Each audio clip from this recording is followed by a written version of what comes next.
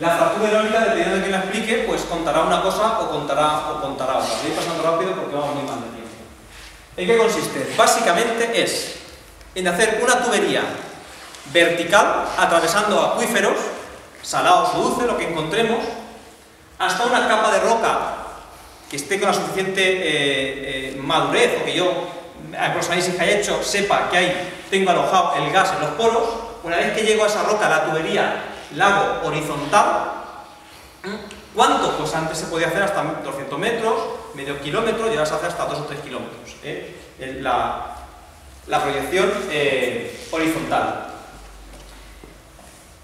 Bueno, pues una vez que yo tengo hecha la tubería vertical y la horizontal, lo que tengo que hacer es inyectar cantidades enormes de agua junto con arena y con una serie de aditivos y meter presión, mucha presión. Primero, antes lo que he hecho es dinamitar en la zona horizontal, he dinamitado parte de esa tubería para crear ya fracturas, y después meto agua, arena y aditivos a muchísima presión con la intención de ir resquebrajando toda la roca, de ir fracturando. Después saco ese fluido y el gas ya empezaría a manar. Lo que ocurre es que entre el 20 y el 85% de ese fluido queda ahí dentro de por vida. Queda ahí, no se puede recuperar. Una vez que yo saco el fluido, ese fluido lo mando, sepa Dios dónde, se dice que a una balsa que va a haber al lado, ahí se quedaría, y el gas empezaría a manar. Empezaría a manar en el primer año, prácticamente el 65% de la producción del pozo es el primer año, entre el 80 y el 90 el segundo año, y en los 4 o 5 años siguientes el pozo se agota. El pozo esto dura 4 o 5 años como máximo, no más. La rentabilidad es muy pequeña. Después me voy a otro, y hago otro, y hago otro, y hago otro. Lo que se intenta es fracturar toda la base. Ahí es un poco el tinglado que se arma en toda una planta de fractura hidráulica. Eso sería... Y aquí había un vídeo que voy a ponerlo así. Las tuberías y cada ramal se va para una zona. Entonces habla de plataformas con 5 o 6 pozos. Pero hay gente que habla de pozo a la plataforma. Cuando habla de plataforma también utiliza el símil de pozo. Le da igual hablar de pozo que de plataforma, pero que sepáis que son plataformas con 4, 6 en lo más habitual o 6 pozos. Bueno, pues ahí veis un poco todo el tinglado que se arma para hacer un solo pozo. Un movimiento ingente de camiones, de agua. Aquí no se ve ya la balsa, que debe estar al lado, que después ya sabéis, la balsa tanto para recoger agua, ¿no? Porque suele entrar en cisterna, para echar luego todo ese fluido que sale va a unas balsas. Bueno, pues es un tinglado importante. Y esto es que no es un pozo solamente lo que se hace, como os he dicho, que el campo estaría lleno de cientos de pozos. Esto para que sea rentable hay que hacer muchos, no me vale uno. Os recuerdo, es sacar roca y gas y hidrocarburos de una piedra. Que tampoco es raro, porque en Ciudad Real, ¿dónde están en Almadén, ¿dónde está el otro sitio que es hidrocarburos? En Puerto Llano, durante mucho tiempo se ha destilado pizarra para sacar hidrocarburos, o sea que tampoco es algo tan novedoso, pero bueno, se hacía en la superficie. Bueno, pues ahí veis todo el tinglado que se arma para poder hacer eso. Una explanada de aproximadamente unas 2 hectáreas. Los pozos antes se hacían muy juntos, como os he dicho, porque no había capacidad técnica para que la tubería horizontal fuera muy larga, entonces había que hacerlos muy juntos. Ahora, a medida que la tecnología permite que esas tuberías horizontales sean mucho más largas, en superficie los pozos se distancian mucho más. Es el proyecto que puede suponer el mayor riesgo ambiental y para la salud de la zona, en base a la experiencia de Estados Unidos. Yo diría en la historia de la humanidad en estas zonas. Porque en un periodo muy corto de tiempo, 30-40 años que se desarrolle esto, si es que se hace, va a suponer un impacto impresionante. Quizás acumulamos todo lo que ha hecho el hombre a lo largo de la historia, no, pero en un espacio de tiempo corto, yo diría que es el impacto ambiental más gordo de la historia de la humanidad en cada una de estas zonas. Y ya desde la fase de investigación, en la fase de investigación ya hay este tipo de riesgo. Bueno. Consecuencias: alto consumo de agua, contaminación del agua, que sería, como veis, lo pongo en letras más grandes por ser la más importante, contaminación del aire, terremotos, alteración de paisaje y pérdida de derechos de propiedades, y alguna más. Aquí no está metida, o creéis que está metida dentro de la contaminación del aire, la cuestión de que esto ayuda bastante al cambio climático. Después, si me da tiempo, lo explicaré. Bueno, altísimo consumo de agua, en torno a un pozo entre 9.000 y 30.000 metros cúbicos. Una plataforma con 6 pozos, multiplicado por 6 entre 54, y 180.000, equivalente a 22 o 69 piscinas olímpicas, por plataforma. ¿De dónde se va a sacar este agua? Nadie ha dicho de dónde se va a sacar el agua, no sé dónde la van a traer. Estamos hablando de un acuífero que se dice que está sobreexplotado y se está hablando de estas cantidades de agua. Bueno, riesgo de terremotos, bien por la vibrosísmica, bien por los explosivos que se utilizan para fracturar por primera vez la roca, aunque eso lo he puesto en pequeñito porque hace poco en la jornada que hubo en Edellín nos dijeron los entendidos que fueron que eso prácticamente es insignificante, no puede producir un terremoto importante. Ni siquiera las altas presiones, que es lo que sí puede hacer que la Tierra tiemble un poquito, las altas presiones provocarían un terremoto que tuviera efectos importantes a nivel pues, humano. En todo caso, lo que ocurre, y yo esto lo remarco mucho, es que no hay experiencia suficiente sobre esto. Si es que ni siquiera se puede hacer evaluación de impacto ambiental, porque no se conoce cómo se comportan estas partículas ahí abajo, si es que no hay experiencia. ¿Qué puede decir una empresa? Mira, yo en 40 años he hecho esta explotación y en Estados Unidos no ha pasado nada, en 40 años, vale, muy bien. ¿Y en 50? ¿Y en 100? ¿Cómo están todas esas tuberías? Imaginaos todo el campo de Monteo, todo el campo de Yin, con cientos de tuberías metidas a 1 kilómetro, 2 kilómetros por todo el terreno. Un pequeño seísmo va a dejar esas tuberías sin que pase nada. Cuando pasen 50, 100, 200 años, todo ese cemento y todas las tuberías van a estar igual. Lo que sí sabemos es el fluido que hay ahí abajo, eso sí, de esas tuberías. Es que dudo de que se pueda hacer una evaluación de impacto ambiental de esto. Bueno, riesgo por los aditivos. Esto trae cola, porque no se sabe qué aditivos utilizan, porque tienen secreto de empresa. No tienen por qué decir que utilizan, para que la otra empresa de competencia me los copie, como la Coca-Cola. Pero allí donde ha habido escapes, en Estados Unidos la gente se ha encargado de recoger esas sustancias y analizarlas. Se conocen, ya van por 700 y pico. Cuando hicimos esto eran 700 sustancias químicas. Por plataforma se entran unas 3.500 toneladas por plataforma de estas sustancias diluidas en agua y en arena. Y van al 1 al 2%. Imaginaos. Pero bueno, en cada plataforma mirad las cantidades que se utilizan. Secreto de empresa, entre ellos, bueno, por poner algunos, 55 tóxicos importantes, 8 cancerígenos, 9 elementos mutágenos. En la planta, cuando llegan, estos aditivos van concentrados en contenedores independientes y en el momento justo de introducir la fractura hidráulica es cuando se mezclan con el agua y con la arena, pero de momento están aislados. Es que ni siquiera se sabe, una vez que tú mezcles todo eso, ahí abajo en qué se convierte. Es que no se sabe. Por cierto, quien tengáis interés en mirar información sobre esto, sobre fracking, vais a encontrar toda la que queréis en internet. Además, ha sido en este año impresionante cómo ha ido evolucionando la cantidad de información. Vais a ver un montón de reproducciones de lo que es la fractura hidráulica. Vais a ver un montón de imágenes en 3D, de dibujitos estupendos, pero no vais a encontrar ninguna imagen real. Nadie se ha metido ahí abajo, a 1 kilómetro, a 2 kilómetros, a grabar cómo queda eso una vez de una fractura hidráulica. No se sabe. Esto es un acto de fe, te tienes que creer de que eso es así. Bueno, ahí tenéis, en una serie de sustancias que se creían sospechosas, los resultados.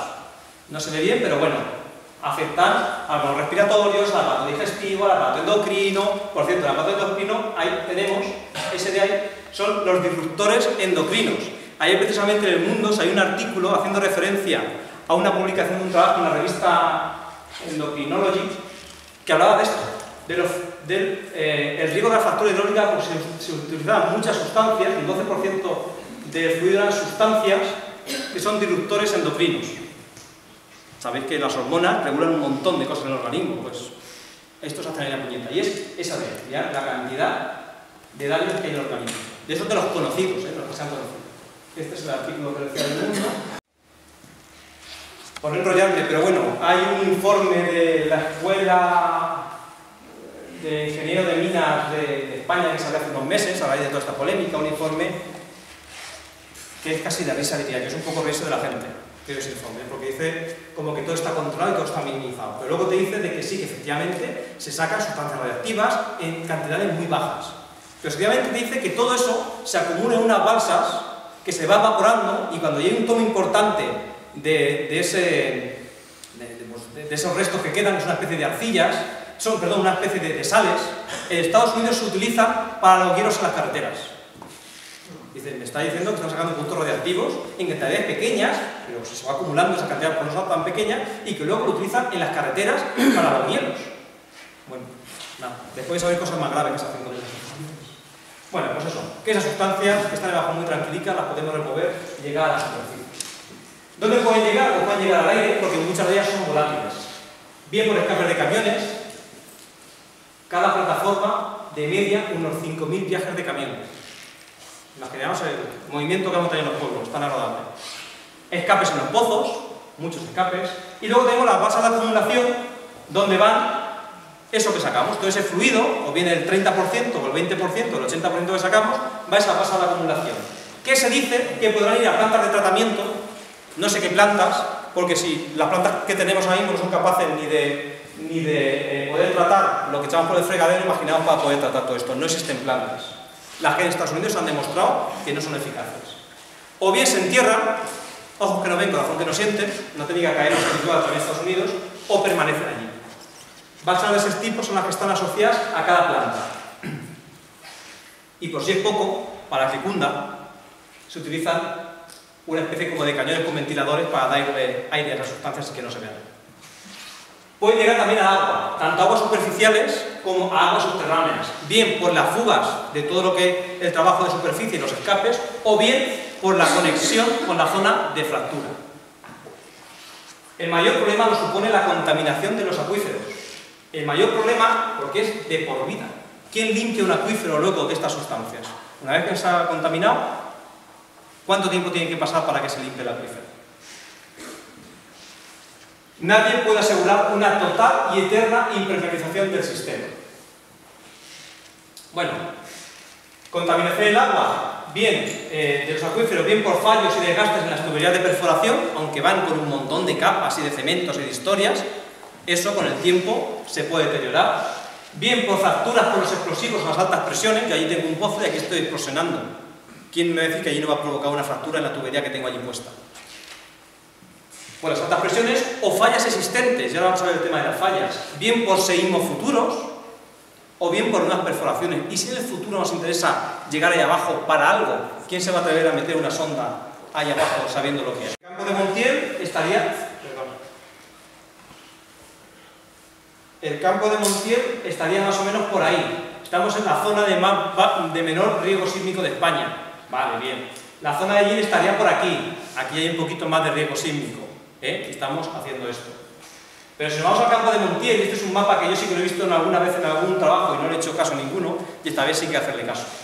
Es un mapa donde se ven tanto los seísmos, que son estos punticos en blanco y en negro, estos son entre el 1930 y 1999, ahora habría muchos más, o sea, que seísmos hay, de 2 a 3 y los negros de 3 a 4, ya tiene cierta intensidad. Os recuerdo que en el 2007 hubo uno en Pedro Muñoz de 5,1, o sea que un poquito de temblores hay, porque estemos en una zona de bajo riesgo sísmico. Pero lo que me sorprendió es que todas estas líneas son fallas. Son fallas. Si hemos dicho que para que eso se quede quieto y estanco, pues tiene que ser eso, la capa arriba impermeable. Si tengo el terreno completamente lleno de fallas, al momento de que este líquido encuentre un paso por donde subir, más claro el agua. Es decir, tenemos una zona completamente fracturada donde yo voy a meter esa cantidad de sustancias. Os vuelvo a recordar de la simplicidad inducida.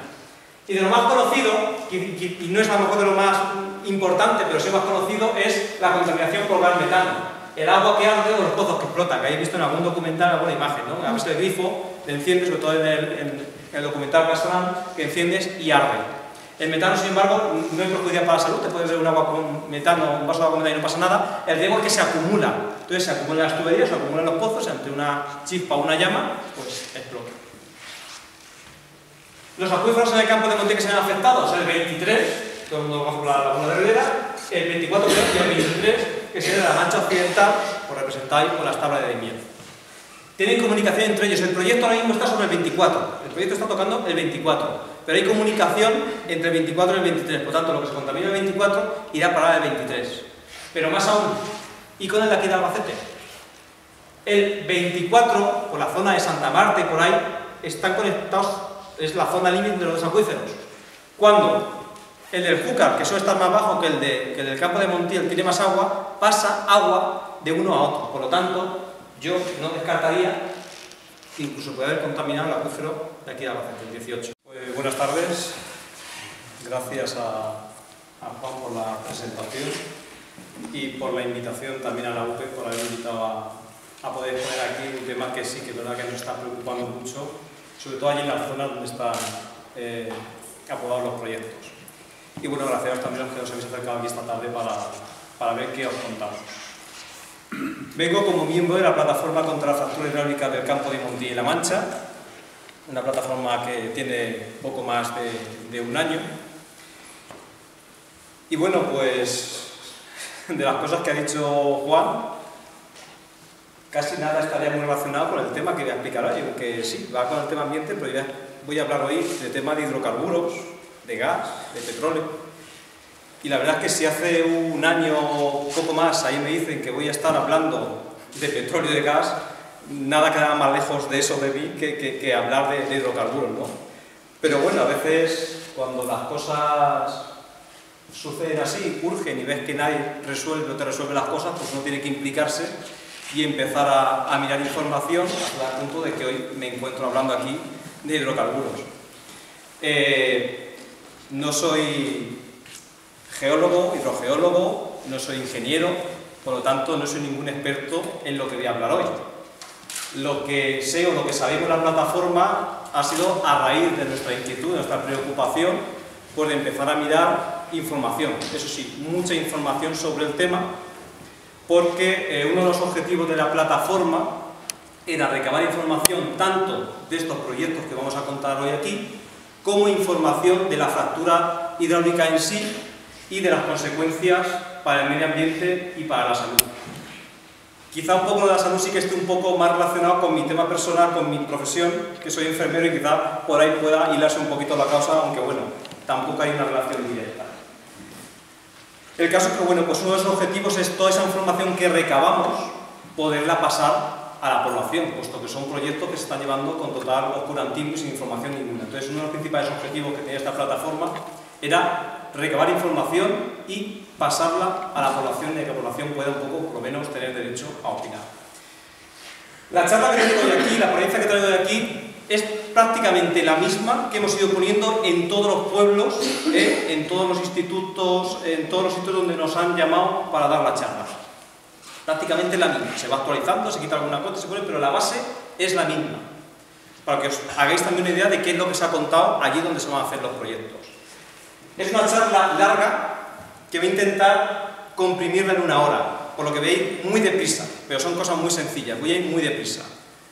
Pero eso no quita que si alguien tiene alguna duda, pues que intente resolverla y me pregunte, y dentro de lo que cabe yo puedo resolverla. Repito, no soy ningún experto en el tema.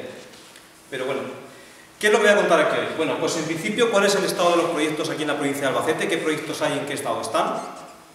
Después pasaré a explicar un poquito lo que es la técnica de la fractura hidráulica, muy brevemente, y contar qué riesgos tiene para el medio ambiente y para la salud esa técnica.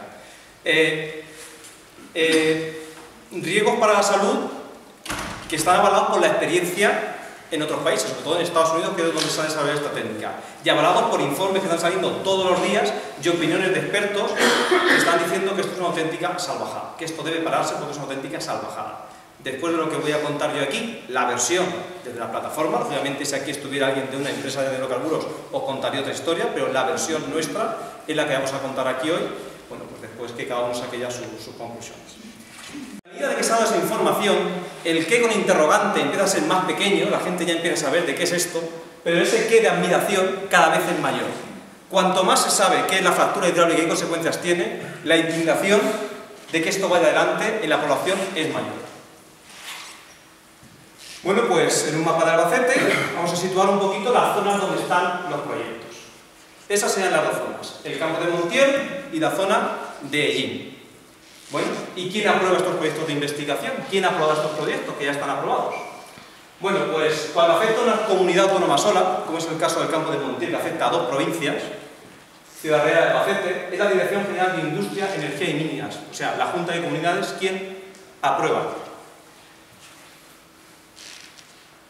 Cuando afecta a dos comunidades autónomas o más, como es el caso de Ellín, que afecta a Murcia y Castilla-La Mancha, es el Ministerio de Industria, Energía y Turismo, o como en ese momento se llama el Ministerio.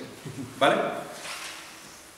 Un poquito más en detalle, es una pena porque no se ve bien, pero bueno, os hacéis un poco la idea. Los tres de arriba serían los proyectos del campo de Montiel, son 3 en 1, es un mismo proyecto que divide en 3, por estrategias también un poco oscuras. Y abajo serían los dos que están más a vuestra izquierda. Esteros, Almorada y Nava salieron del campo de Montiel, se aprobó en el 2012, ocupa unas 73.430 hectáreas y la empresa es Oil and Gas Capital. El proyecto Aries se aprobó en 2008, supera las 100.000 hectáreas, el 60.000 estaría en la provincia de Albacete y es Investa Recursos SL la empresa que lo solicitó y ahora se la aprobó. Y el proyecto Leo, que se aprobó recientemente en abril de 2013, unas 40.000 hectáreas y 8.000 aproximadamente en la provincia de Albacete y la empresa es la misma que en el campo de Montiel, Oil and Gas Capital.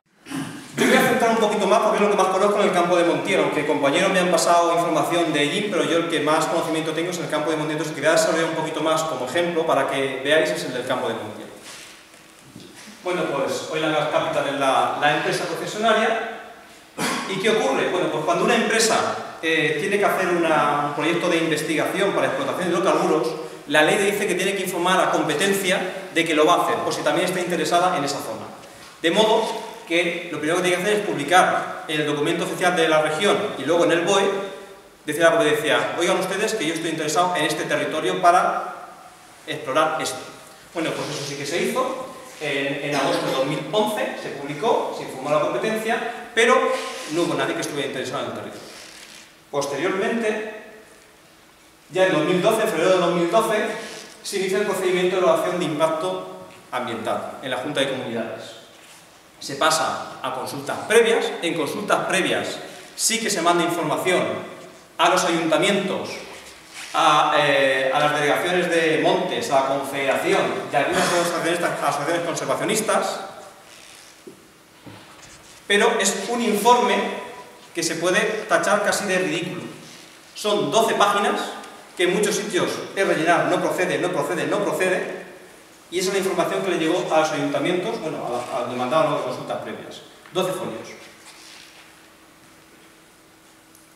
Alguna gente contestó, hizo alegaciones, de hecho aquí por ejemplo en Albacete pues Profetas en Acción, ECO y la Sociedad de Tecnología hicieron alegaciones, tuvieron en cuenta las que quisieron, y después hay la resolución de la Dirección General de Calidad Ambiental, donde dice que adelante con el proyecto. Hace caso a algunas alegaciones, la Confederación Hidrográfica mete algunas y no sé si alguna más, y dice que adelante con este proyecto en el que no se le exige evaluación de impacto ambiental. Un proyecto de este calibre no se le exige evaluación de impacto ambiental. Alguien para poner un tendido eléctrico de 200 metros, para poner una granja de pollos, lo que sea, ya sabéis que se siguen tochos así de evaluación de impacto ambiental. Este proyecto, en 70 y tantas mil hectáreas, no se exige evaluación de impacto ambiental. Sí se dice que luego cuando saca cada pozo exploratorio, ahí se exigirá para cada pozo independiente evaluación de impacto ambiental, pero para todo el proyecto no. Muy bien, pues si Calidad Ambiental ha dicho que adelante, luego llega Industria, Energía y Minas y dice que por ellos también que adelante. Y en esa fase en la que nos encontramos, en el campo de Montiel, el proyecto está aprobado en su fase de investigación. Hay 6 años para desarrollarlo. Después de la fase de investigación, estaría la fase de explotación, que se aprobaría de forma automática si es que debajo de nuestros pies hay algo que a estas empresas les interese. Un poquito más en detalle en lo que es la zona del campo de Montiel. Afecta a 9 municipios, uno de ellos en Ciudad Real. Ahí hay un trocito que coge Alhambra. Qué curioso que coja solamente un trocito de otra provincia, es que habrá ahí mucho gas debajo. Nosotros pensamos que es una forma de alejar el problema, porque si cogen un poquito de esa zona, ya ni siquiera es Albacete de Ciudad Real quien tiene que ver nada, ya es Toledo. Están alejando el foco del problema y lo están mandando a Toledo. Y luego cogería Viveros, Villarrobledo, Munera, Osa de Montiel, El Bonillo, Lezuza y El Ballestero. 73.400 hectáreas, pero no es un problema de límites superficiales. Es una zona muy amplia, pero aquí no es a partir de esta línea, de este camino, para acá fractura hidráulica sí, para allá no. Como vais a ver después, los efectos, la repercusión que puede tener esto es mucho más amplia. No se queda restringido a ese perímetro, ni mucho menos, es mucho más amplio. En un mapa con un poquito más de detalle, se ve muy poquito, pero es bueno si se deja ver un poco el término del Bonillo, que es el que más afectado está. Se ve muy poquito, son el 67% del término municipal está afectado y supone el 45% aproximadamente del proyecto. Un término municipal cuyo ayuntamiento en un principio fue el único ayuntamiento que respondió y dijo que sí a este proyecto. También es verdad que fue el primero que luego rectificó y se sacó en pleno la primera moción de censura en contra.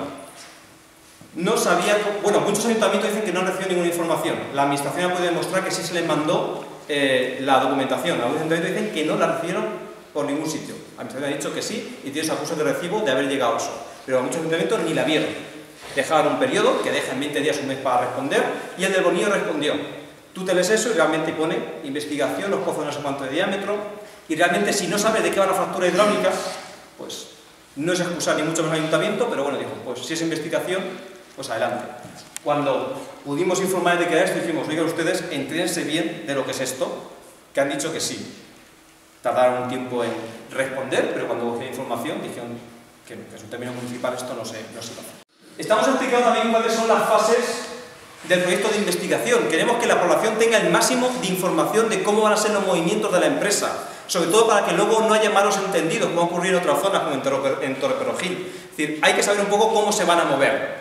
No podemos decir ya que en el campo de Montiel ya hay fractura hidráulica, o como está pasando en las lagunas de Ruidera, donde el ayuntamiento de Ruidera están llamando y diciendo, oiga ustedes, ¿nos podemos bañar todavía en las lagunas o ya están contaminadas? Es decir, no, hay que saber un poquito por dónde vamos, todavía no hemos llegado. Entonces, explicamos un poquito cuáles son las fases. Son 5 fases en 6 años, el primero y el segundo se agrupa como primera fase. En la primera se hace geología de superficie de campo, se hace el primer mapa de puntos de interés y se elaboran los permisos para la siguiente. Prácticamente esto no tiene ninguna repercusión, excepto la alarma, porque ya empezaron a trabajar el año pasado, y esto ya se ha iniciado, empezaron a hacer marcas en el campo y a poner una serie de lacitos, y la gente aquí ya vio que esto que empezábamos a contar no era una broma, que se iba en serio, que estaban ya trabajando allí. Y eso, bueno, creó cierto revuelo, quizás fuera el exponente que hizo que la población saliera a la calle, que viera que en el campo ya había algo raro. Y algo raro también porque la gente que venía a hacer esas marcas venía en festivos, en domingo, dicen que de noche, nunca lo llegamos a de noche, pero hay gente que se ha visto de noche, y sobre todo que huían de la población. Cuando alguien se acercaba a preguntarle, cuando estaban con los trípodes, cuando se acercaba, cogían el trípode y salían corriendo. De hecho, uno de ellos metió el trípode en el coche, se acercaba a un tractorista que se acercaba a preguntarle, cerró y se dejó en la luneta de atrás allí, lo rompió y salió tirando, no se esperó a ver. Es decir, huyen. El único contacto que hemos tenido con la empresa nos dijeron que es una subcontrata, que no tienen prohibido dar información alguna sobre el proyecto, pero bueno, tú no tienes por qué salir corriendo, con que digas yo no estoy autorizado para dar ninguna información, bastaría, bueno, pues salían corriendo. Quizás salían corriendo porque ellos solamente pueden trabajar en lugares públicos, en caminos públicos, y es verdad que en algunos casos no estaban en caminos públicos, estaban también en terrenos privados, quizás puede ser el mismo. Bueno, primera fase. La segunda fase hay una perforación con sondeos de pequeño diámetro. No tienen tampoco gran importancia porque simplemente son para sacar testigos de roca. Esto tampoco va a causar problemas.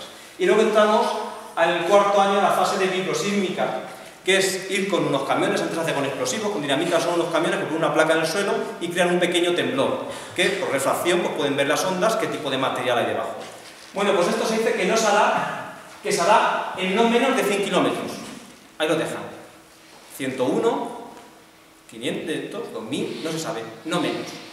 Es algo que seguro se han dicho pues los entendidos, los temblores que crean eso pues no suponen problemas para vivienda ni para nada. Dice que no se van a hacer en menos de 500 metros de las poblaciones, pero sí es verdad que pues, sabéis que por todo el campo de Montiel diseminados un montón de cortijos. A ti no te dicen si en la puerta de tu cortijo va a estar con el camión allí creando un temblor. Y oye, aunque no te haga nada, pero a ti quizás no te haga gracia ver que está allí el aparato dando en la tierra y haciendo temblar la tierra. Bueno, pues eso salía en el cuarto año. En principio tampoco tendría grandes problemas. Y los problemas los tenemos en el quinto y sexto año, donde ahí sí que hay que hacer ya perforaciones, donde se va a hacer fractura hidráulica para ver realmente si lo que tenemos de abajo es rentable o no. Ahí salía fractura hidráulica, pura y dura. Y en el documento que mandó la empresa y en la resolución se habla de fractura hidráulica. Además, se habla concretamente, dice, la fractura hidráulica será... como dice, en la fractura hidráulica estará el éxito económico, es decir, se hace sí o sí fractura hidráulica. El único contacto que hemos tenido con la empresa en Ciudad Real nos decía que no era fractura hidráulica, que a lo mejor se iba pensado en otra técnica. Bueno, pues ustedes digan lo que quieran, pero en el documento aprobado ustedes hablan de fractura hidráulica, cosa que, por ejemplo, en el IN no lo dicen, no hablan. Los campos de IN, aquí conozco menos este proyecto, la información me la ha pasado un compañero, Fernando Llobel, y bueno, pues son los dos proyectos de los que ya os hablo. Aries y Leo, los dos se comparten con Murcia. Uno está aprobado en diciembre de 2008, sería el más antiguo, por el Ministerio de Industria, Turismo y Comercio, afecta a más de 100.000 hectáreas, el 60% está en la provincia de Albacete, el total de inversión no se sabe. Y luego el Leo, que está aprobado este año, también por el Ministerio, es un poco más pequeño, 40.000 y pico de hectáreas y el 20% sería en la provincia de Albacete. Este es poco. Y la inversión serían casi 17 millones de euros. O sea, son cantidades grandes. Y no nos tenemos que olvidar que en Castilla-La Mancha hay otro proyecto más, que es el proyecto Cronos, que está al norte de Guadalajara compartiéndolo con Soria, que afecta a Castilla-La Mancha, creo que Guadalajara lo afecta en 17.000 y pico de hectáreas. Bueno, pues esos serían todos los proyectos que hay ahora mismo en Castilla-La Mancha. Bueno, pues os he dicho investigación, un proyecto de investigación, y esto es lo que hemos dicho en todos los sitios. Pues bien, cuando empezamos con la plataforma, empezamos a movernos, empezamos a sacar esto a la luz pública, a todo eso que estaba oculto, poderlo sacar, informar a la población de lo que se iba a hacer, sí que hubo una respuesta por la administración casi inmediata, por parte del delegado de la Junta, que salió a desmentir y a decir que la Junta nunca había aprobado ningún proyecto de explotación de hidrocarburos. Que estábamos mintiendo. Bueno, pues sabemos leer y sabemos que es un proyecto de investigación y siempre hemos dicho que es un proyecto de investigación, no hemos dicho otra cosa, es un proyecto de investigación, pero somos conscientes que después de la investigación, si aquí debajo hay algo, viene la explotación automática. Por lo tanto, yo diría que más que un proyecto de investigación es un anteproyecto de explotación. Si aquí hay algo, se va a sacar. Si es que interesa que aquí hay algo, ¿no? Porque a lo mejor hasta le interesa que haya. Interesan otras cosas que vamos a ir viendo después, ¿vale? Pero nos quedó claro desde el principio y lo hemos transmitido siempre así, que esto es un proyecto, de hecho hemos explicado hasta las fases. Bueno, pues salió a desmentir que estábamos mintiendo, que no, que esto era un proyecto de investigación. Más aún, decía que se estaban buscando aquí bolsas de gas y petróleo. A ver, se podía informar un poco porque no son bolsas exactamente lo que se está buscando, es todo lo contrario. De modo que, pues eso, que sí, que es un proyecto de investigación. Ya lo sabemos. Bueno, toda esta historia que llega a los gases no convencionales, hidrocarburos, ¿por qué? Pues claramente por esto.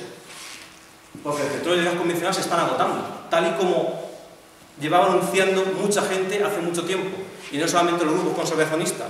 Se decía que los hidrocarburos es un recurso finito que tenía que terminarse y ponían fecha, y esa fecha pues está llegando, o ya ha llegado. Esta gráfica ampliamente utilizada, podemos ver un poquito cuál ha sido la evolución. Y ya hemos llegado, en 2011 se llegó al tope de explotación de hidrocarburos. Hasta aquí, las empresas petroleras se podían incluso permitir llegar y pinchar a una bolsa de petróleo de gas, sacar, esto no es bueno, vale, nos vamos a otro. Ahora, hasta lo de peor calidad se están explotando.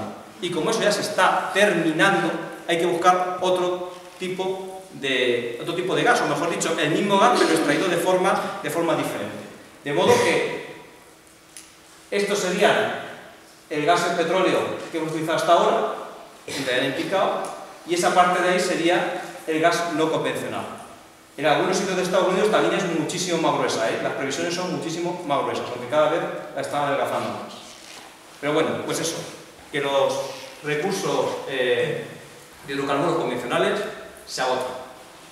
De modo que lo que se trata es de extraer gas de donde sea para venderlo a como ellos quieran cuando baje la oferta de hidrocarburos. Bueno, pues vamos a empezar un poquito a explicar.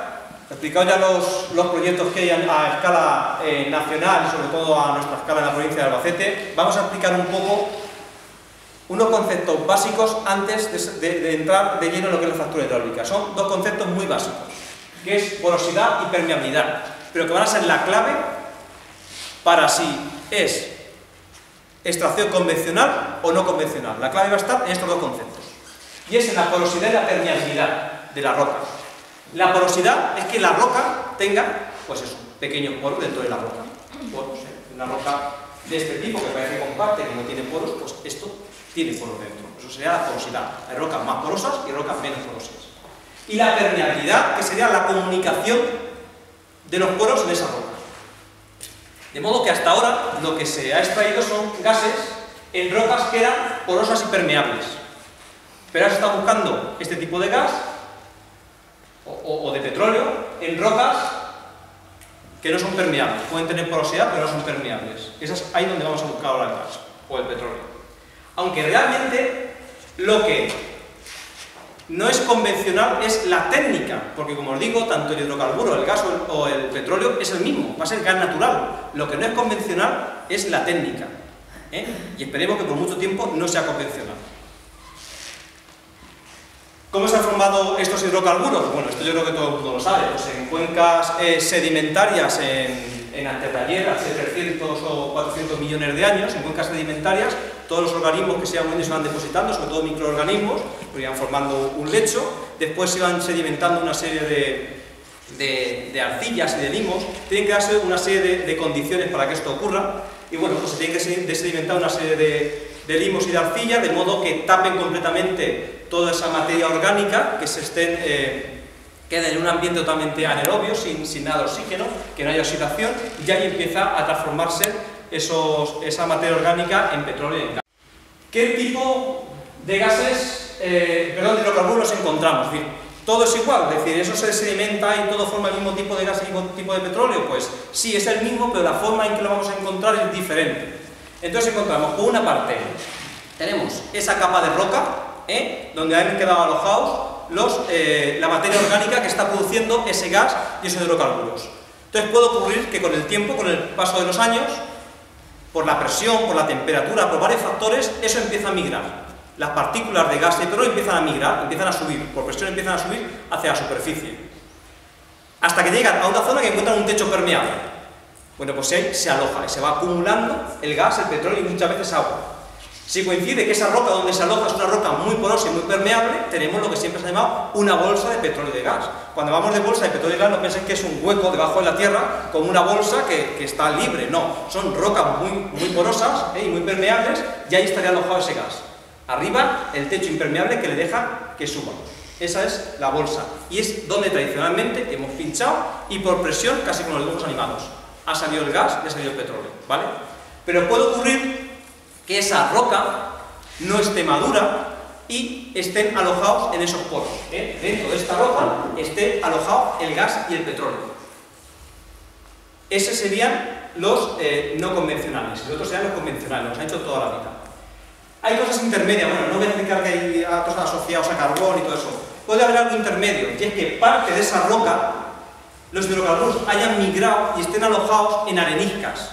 Las areniscas son rocas con más porosidad, pero también poca permeabilidad. Lo digo porque es importante, porque en el campo de Montiel nos quieren convencer de lo que están buscando es eso, y que ahí no haría falta la fractura hidráulica. Todo lo que hemos mirado, todos los informes que hemos mirado, dice que incluso en areniscas es necesario la fractura hidráulica para extraer.